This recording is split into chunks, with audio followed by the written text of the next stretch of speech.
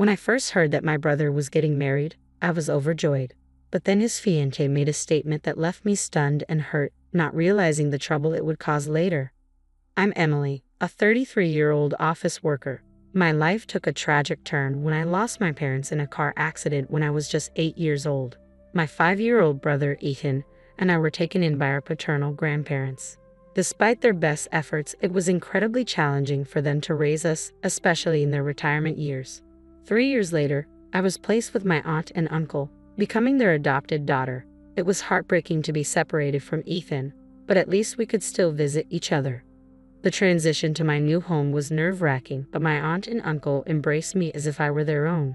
"Let's take it slowly and become a real family," my uncle said. Their warmth and acceptance made me feel relieved and welcomed. Although their home was a bit farther from my grandparents, a 30-minute train ride made it manageable for occasional visits to my brother. Life with my aunt and uncle became a new chapter for me. I learned that being related by blood and having a parent-child bond are not the same thing. Through shared experiences and their unwavering love, my aunt and uncle became my true parents. Despite not being biologically related, our bond was genuine and strong. Friends who learned of my adoption were surprised, often commenting on how well-adjusted I seemed. But I didn't see it as anything extraordinary. My aunt and uncle's love and patience made it all possible. Initially, I struggled to open up, sometimes being stubborn and rebellious. Yet my aunt and uncle never wavered in their support. Now, as an adult, I deeply appreciate everything they've done for me. I wanted to give back, so I joined my uncle's company and worked hard, eventually becoming a supervisor. Their support and love shaped who I am today, and I am profoundly grateful for the family they provided me.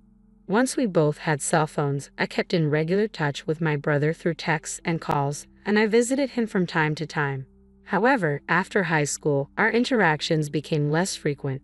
His responses to my occasional texts were brief, which is not unusual for siblings of different genders as they grow older. Despite this, my brother grew up well in our grandparents' care. He remained kind-hearted, and though he might have felt lonely at times without our parents, he never caused me much concern. He matured into a successful individual, graduating from college and landing a job at a prominent company. Both my grandparents and I were immensely proud of him. This year, when he turned 30, he reached out to me unexpectedly to introduce me to his fiancée.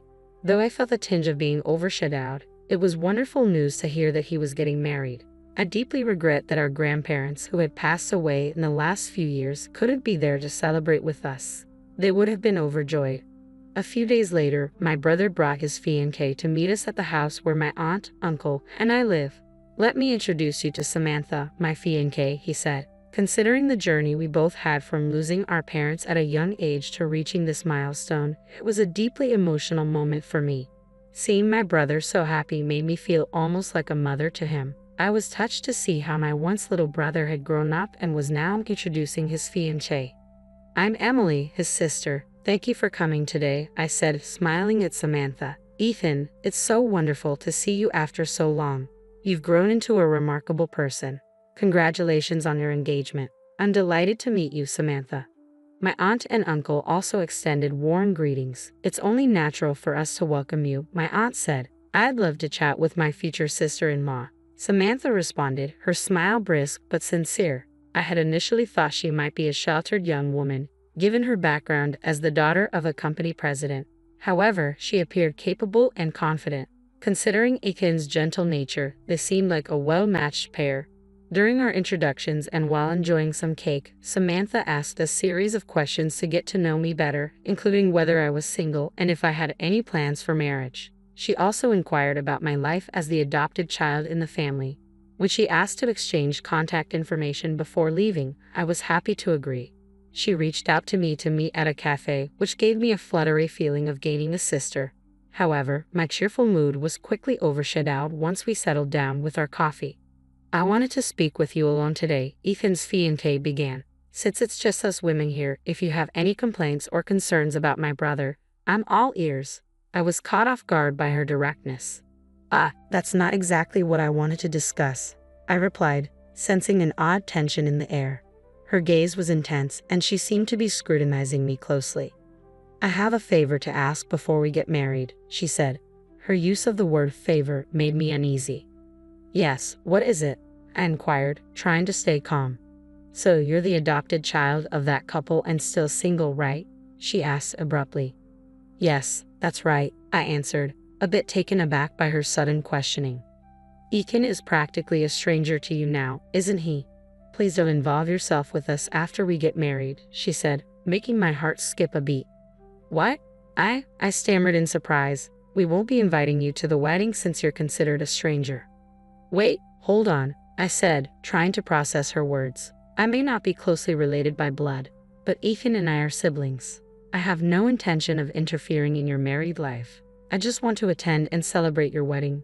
I've heard that every family has its share of issues, but I assure you, I mean no trouble." Despite my reassurance, she shook her head, her expression unyielding. "Please don't misunderstand. I'm saying that, even though you are family, you're still considered a stranger to us." I was left feeling confused and hurt by her harsh words. I struggled to grasp what she was saying and tilted my head in confusion. "Ethan and you have been estranged for a long time," she said firmly. "You're still single and living with those elderly folks, not even on your own. Being an adopted child and unmarried, it could be troubling if you were to rely on us in the future." Her cold demeanor, especially as the sister of my future brother-in-law, took me aback. She continued without a trace of empathy, "It's out of the question for you to rely on us after they pass away." "Wait a minute," I protested. "They're still healthy. Please don't say things like that. Besides, I have my own job and income." "Yes, for now," she interrupted with a sharp glance. "If you were unemployed, I wouldn't have even bothered to greet you."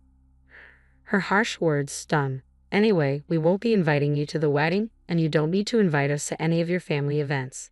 Don't expect any support or care from us just because you're single."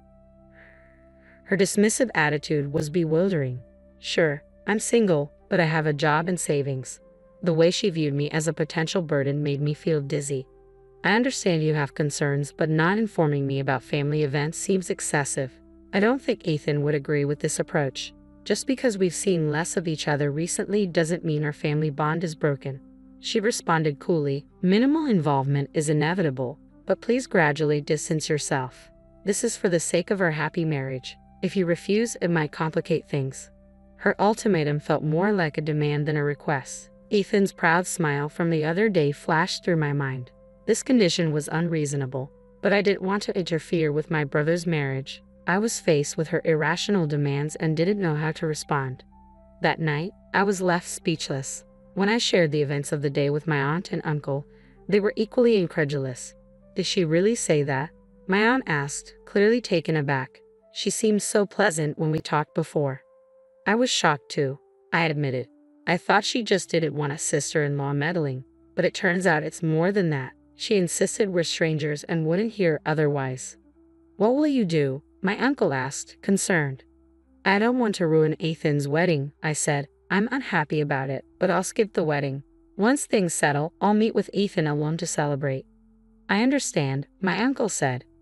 "But if Emily is treated like that, we have no desire to attend either."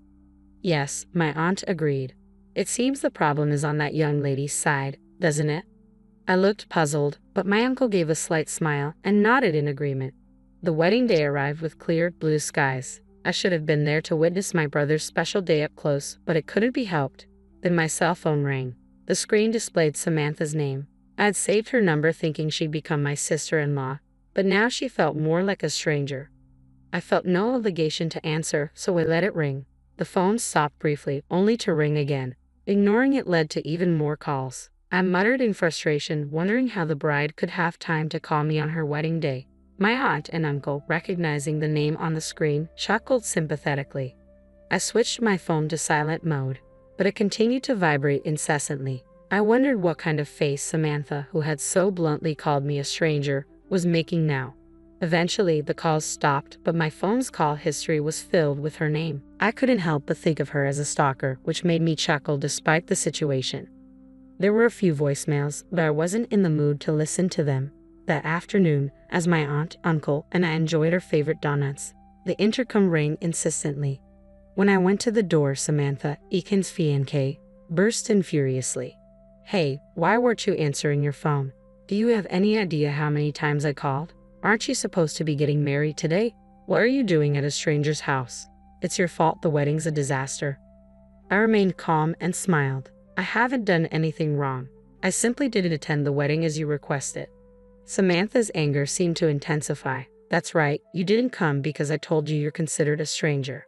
Why would I answer a stranger's call? Why are you here? I asked, puzzled.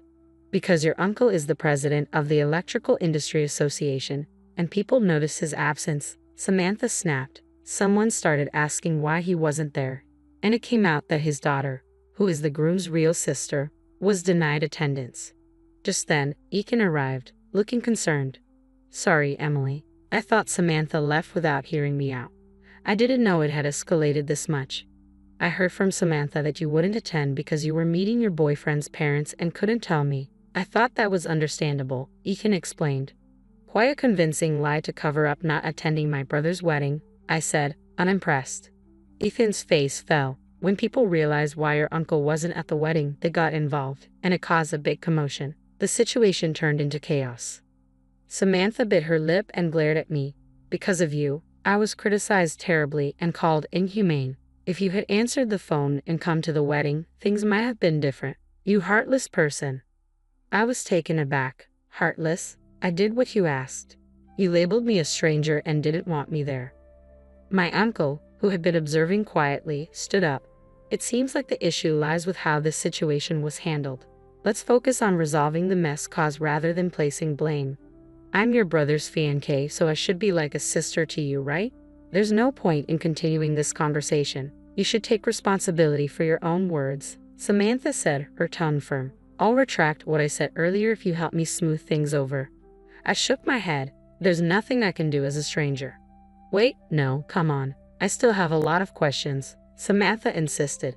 Reluctantly, Eakin led his protesting fiancé away. Shortly after, their engagement was called off, and Samantha was left with the burden of the wedding cancellation fees. Despite her complaints, her parents accepted that the fault lay with her. Although her father was a president, his company was a small factory that relied heavily on maintaining good relations with Eakin's major company and my uncle's Electrical Industry Association. Samantha's actions jeopardized these critical relationships. Her father had to make numerous apologies, and Samantha was reprimanded and forbidden from returning home. She attempted to stay with friends, but following the wedding fiasco, they distanced themselves, leaving her without support. Ethan, reflecting on his choices, came to apologize. I only liked her because she worked for a major company and didn't have any family to trouble her. I hate that I couldn't see through her. We all tried to comfort Ethan. It's a good thing you weren't married to her yet. She put on a facade, and it's not your fault for being deceived by someone who hid her true self. You're too kind, Ethan. It's a shame about her, but you'll find someone who truly cares for you. I hope so, Ethan said, taking the donuts we offered. Here, have some of your favorite donuts. Let's enjoy some coffee. This incident unexpectedly brought me closer to Ethan, with whom I had lost touch as adults. The initial news of his engagement had been the catalyst for our reunion. In a way, I found myself grateful for that, despite everything. Watching Ethan interact with my aunt and uncle, seeing them talk like a real family, made me reflect. We often take those closest to us for granted and forget to show them we care. I resolved to cherish my loved ones more. How are your loved ones doing?